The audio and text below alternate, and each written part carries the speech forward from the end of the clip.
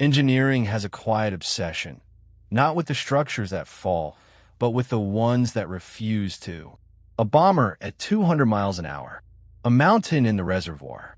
8 centuries of bad foundation. Tonight, 5 structures that took the worst arriving at them and stayed standing. 4 of them are victories. The 5th is a warning wearing a victory's clothes. 5 true stories, told from the record, including the one nobody wants at the end. On a Saturday in July 1945, fog swallowed every tower in Manhattan. A B-25 bomber refused clearance at LaGuardia, pressed on into the murk, and got lost. Its pilot dodged the Chrysler Building, turned the wrong way, and ran out of city. At 200 miles an hour, the bomber struck the 79th floor of the Empire State Building. 14 people died, 3 aboard the aircraft, 11 at their Saturday desks.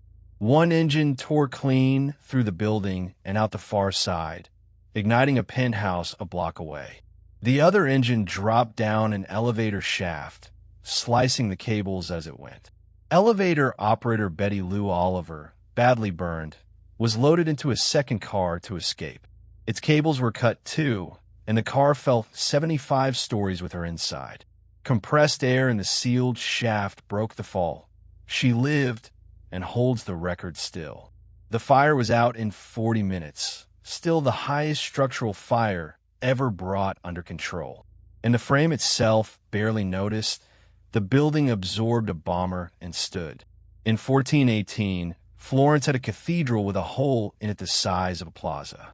The dome it needed was wider than anything since Rome, and Florence refused Gothic buttresses as foreign.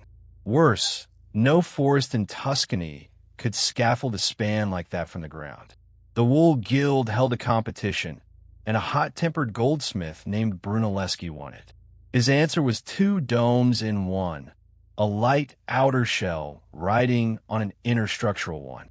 He laid the bricks in a herringbone spiral, each ring locking itself in place as it closed. The dome would hold itself up as it rose. No wooden centering, no support from below at all. He invented the machines to match, including an ox-driven hoist with a reverse gear. 4 million bricks went up over 16 years, and the structure never once needed rescuing. It was the first octagonal dome in history raised without a frame beneath it. 6 centuries later, it is still the largest masonry dome ever constructed. It refuses to fall for the best possible reason. It was built so that falling had no direction to start in. In Manhattan stands a tower on 4 stilts, placed at the centers of its sides, not the corners. The design lifted Citicorp Center over a church that refused to leave its corner of the block. In 1978, a Princeton student named Diane Hartley studied its wind loads and found them wanting. A second student, independently, phoned the tower's engineer with his professor's doubts.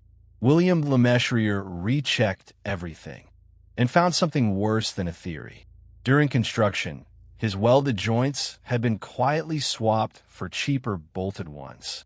By the estimates of the day, 1 strong diagonal wind could bring the tower down. So every night for months, welders secretly plated the joints while offices worked above by day. Mid-repair, Hurricane Ella turned toward New York and then swung away to sea. The city never knew. The story stayed hidden until 1995. A modern reassessment found the danger had been overestimated. The winds were never quite that strong.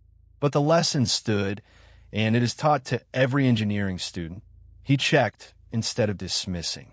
The Tower of Pisa began leaning before it was finished 8 centuries ago.